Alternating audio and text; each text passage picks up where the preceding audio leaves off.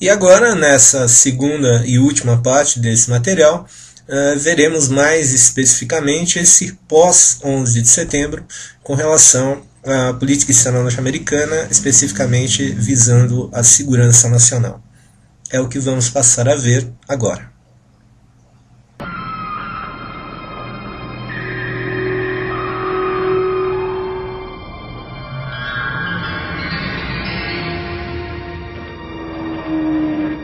When the torture became something either accepted or encouraged? Well, it was in the sort of the bloodstream of the nation in the fall and the winter of 2001. You had people like Alan Dershowitz, a professor at Harvard, talk about the need for torture warrants. And you had Jonathan Alter in Newsweek, a very well-known columnist, talk about everyone's thinking about torture now because there is almost a mathematical relationship in world affairs where terrorism leads to torture.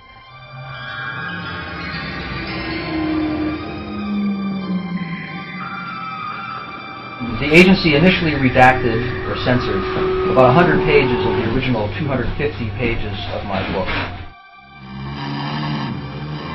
O vice-diretor de inteligência para ameaças transnacionais, Glenn Carlin, hoje aposentado, foi dos muitos oficiais da CIA deslocados para trabalhar com contra-terrorismo após o 11 de setembro.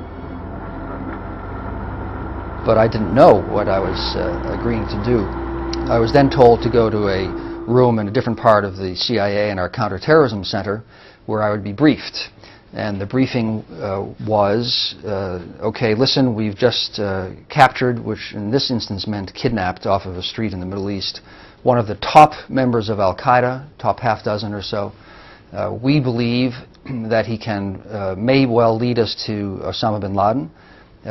At the least, he will help us seriously damage Al-Qaeda as an organization. We're interrogating him. The interrogation is not going as we would like, and you will do whatever it takes to get him to talk. Do you understand? I understood what that meant. And I said, well, we don't do that. Then the reply was, well, we do now. I took us to be talking about what came to be called enhanced interrogation techniques, something quite disturbing. So I wanted to make sure we got this right. And I said, well, we would need at least a presidential order to do that. And the response was, well, we have it. We authorized torture against high-value detainees who had actionable intelligence. So it was supposed to be rare circumstances that we would use this. And we quickly set up illegal, secret detention centers in many different countries. We don't know how many even today, but there's some certainly in Poland, some in Afghanistan, maybe Romania, maybe some others.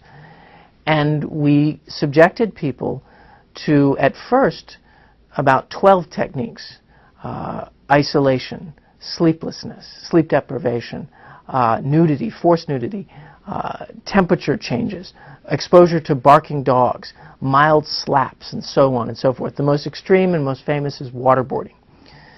And all of these tactics had been held at one time or another to be torture by our own government. But under these limited circumstances, with a doctor present, with high-value detainees, it was all held to be legal by our own government. We all define ourselves and our sense of self and our perceptions based on our five senses. So we know, and it will sound silly, but it's very important, gravity takes us down. The sun comes up every morning. I normally will eat 3 meals a day. I will sleep at a certain roughly similar period each day. All of these things are now unconscious for us, but they allow us to interact with the world and understand who we are. And if you dislocate the person's perceptions so that he can't orient where the sun is, or if it comes up, or how long he sleeps, or has he eaten, and he's transported to another reality. He becomes detached from himself. It's shocking. This took place physically where? Well, I was in 2 countries during the period that I interrogated Captus, this detainee. One is a country I'm not allowed to name, but where we worked with, where we, meaning the CIA, and I worked with our foreign counterparts from another intelligence service which had agreed to hold this man. During the day, I would, or my colleagues, depending on the circumstances, would interrogate him or interview him or question him, whatever you want to call it. But he was formally under the possession and the control of this foreign intelligence service. The second country he was sent to, he was completely under U.S., under CIA control in our most severe, I believe, detention facility. Glenn não pode citar nomes nem países, mas provavelmente se refere à prisão de Bagram, no Afeganistão, e ao Marrocos. Ele interrogava um homem que trabalhava com remessas de dinheiro no Oriente Médio e concluiu que o homem não operava diretamente nem com Bin Laden, nem com a Al-Qaeda, mas mesmo sem provas, foi mantido preso por 8 anos. Who thought Guantanamo? Guantanamo was a solution to the legal question involved in capturing terrorists, that you don't want to come under American law or Geneva. The dilemma for all American intelligence and military officers was that the laws became, and our guidance became, contradictory. There's the Convention Against Torture, the Geneva Convention, Uniform Code of Military Justice, Executive Order 12333, which guides CIA operations, all of which have clear standards of what is acceptable behavior or not.